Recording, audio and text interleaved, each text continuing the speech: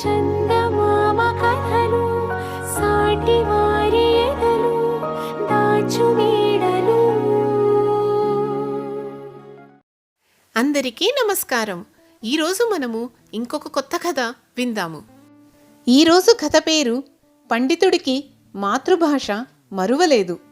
కమలాపురం అనేది అతి చిన్న కుగ్రామం. ఆ గ్రామంలో వీధిబడి కూడా లేదు.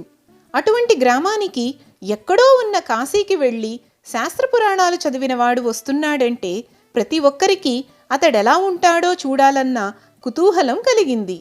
సంజీవయ్య అనే యువకుడు పక్క గ్రామం వాడు.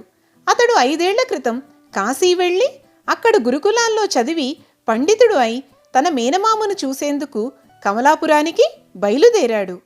ఆ రోజు గ్రామంలో సంత జరుగుతూ ఉండడంతో గ్రామస్తుల్లో చాలామంది తమకు కావలసిన కూరగాయలు, పళ్ళు, ఇతర వస్తువులు కొనుక్కుంటున్నారు. కొందరు సంజీవయ్య వచ్చే కాలిబాటకేసి ఆత్రంగా చూస్తున్నారు. సూర్యాస్తమయానికి మరికొన్ని ఘడియలు ఉందనగా సంజీవయ్య గ్రామంకేసి వస్తూ వాళ్లకు కనిపించాడు. అతడు మెరిసిపోతున్న పట్టు ధోవతీతో, పొడవాటి ఎరుపు రంగు లాల్చీతో, కుదురుగా కత్తిరించిన చిన్న గడ్డంతో, వీటన్నిటికీ వన్నె తెచ్చేలాగా గుండ్రటి తలపాగాతో పండితుడిలాగా కాకుండా ఏ సంపన్న కుటుంబపు పెళ్లికొడుకులాగా ఉన్నాడు. అతడు గ్రామంలో ప్రవేశిస్తూనే తనకు నమస్కరించిన వాళ్లను దీవిస్తూ చిరునవ్వుతో వాళ్ల తలల మీద కుడిచేయి పెట్టి ఏవో సంస్కృత శ్లోకాలతో ఆశీర్వదించసాగాడు. ఇది అక్కడ చేరిన వాళ్ళందరికీ చాలా ఆనందం కలిగించడంతో పాటు ఒక పండితుడితో పరిచయం ఎంతో గర్వకారణమని కూడా అర్థమైంది. అయితే సంజీవయ్య గట్టిగా గొంతు సవరించుకుని వాళ్లతో మాట్లాడటం ప్రారంభించేసరికి అదేమిటో ఏ ఒక్కరికీ అర్థం కాక ఆశ్చర్యపోయారు. అందుకు కారణం సంజీవయ్య సంస్కృతంలో మాట్లాడటం ప్రారంభించటం వలన. చివరకు ఒకతను ధైర్యం తెచ్చుకుని సంజీవయ్యతో, బాబూ, నువ్వేం మాట్లాడుతున్నావో మాకస్సలు అర్థం కావడం లేదు. మేమంతా అక్షరం ముక్కరాని పామరులం కనుక మాకు అర్థమయ్యే భాషలో కాస్త మాట్లాడు బాబూ అని అన్నాడు. సంజీవయ్య సరే అన్నట్టు తలాడించి మాట్లాడటం మొదలుపెట్టాడు. అయితే ఇప్పుడు మాట్లాడేది ఆ ప్రాంతం వాళ్ళు మాట్లాడే భాష అయినా అతడి పైస్థాయి పదజాలం ఎవ్వరికీ అంతుబట్టడం లేదు.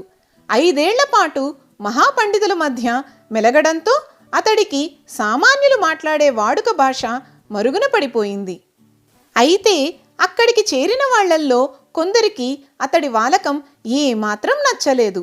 5 ఏళ్ల పాటు కాశీలో పండితుల మధ్య తిరిగినంత మాత్రాన ఎవరైనా మాతృభాషను అంత తికమకగా మాట్లాడతారా అని వాళ్ళంతా అనుకున్నారు. ఆ సమయంలో సంజీవయ్య నిలబడి ఉన్న చోటుకు దగ్గరనే కొందరు యువకులు పొట్టేళ్ల పందెం చూస్తూ ఆనందిస్తున్నారు. హఠాత్తుగా వాటిల్లో ఒకదానికి ఈ యువ పండితుడి మీద కన్నుపడింది. బహుశా అది తానానాటి వరకు చూడని సంజీవయ్య వస్త్రధారణ ఆకర్షించి రెచ్చగొట్టేలాగా ఉండి ఉంటుంది. ఆ పొట్టేలు తానంతవరకు ఢీకొడుతున్న పొట్టేలును వదిలేసి సంజీవయ్య కేసి పరుగెత్తసాగింది. తల ఉంచి అతన్ని ఢీకొట్టేందుకు వెనుకకాళ్ల మీద లేవసాగింది.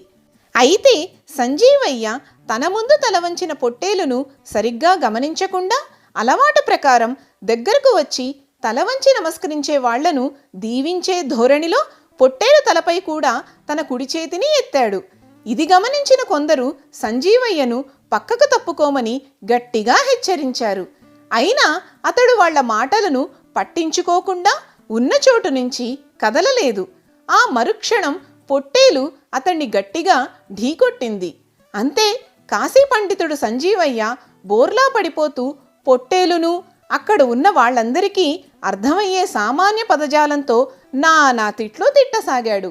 ఇది విన్న వాళ్లల్లో ఒక మాటకారి సంజీవయ్యకు లేచి నిలబడేందుకు చేతిని ఆసరాయిస్తూ, నీతో ఎలా ప్రవర్తించాలో తెలియని ఆ పొట్టేలు ప్రవర్తనకు చాలా విచారిస్తున్నాం. కానీ అదే సమయంలో నువ్వు నీ మాతృభాషను మర్చిపోలేదని తెలిసినందుకు చాలా ఆనందంగా ఉన్నది అని అన్నాడు. సంజీవయ్య ఒక్క మాట మాట్లాడకుండా తలదించుకుని గ్రామంలోకి వెళ్ళిపోయాడు. ఎంత ఎదిగినా మన మూలాలను మనం మర్చిపోరాదు. నచ్చిందా ఈ కథ? తిరిగి ఇంకొక కథతో మళ్ళీ కలుసుకుందాము. మా కథలు మీకు బాగున్నాయనిపిస్తే లైక్, షేర్ అండ్ కమెంట్ చేయండి. అలాగే మా ఛానల్కి సబ్స్క్రైబ్ చేయండి. ధన్యవాదాలు.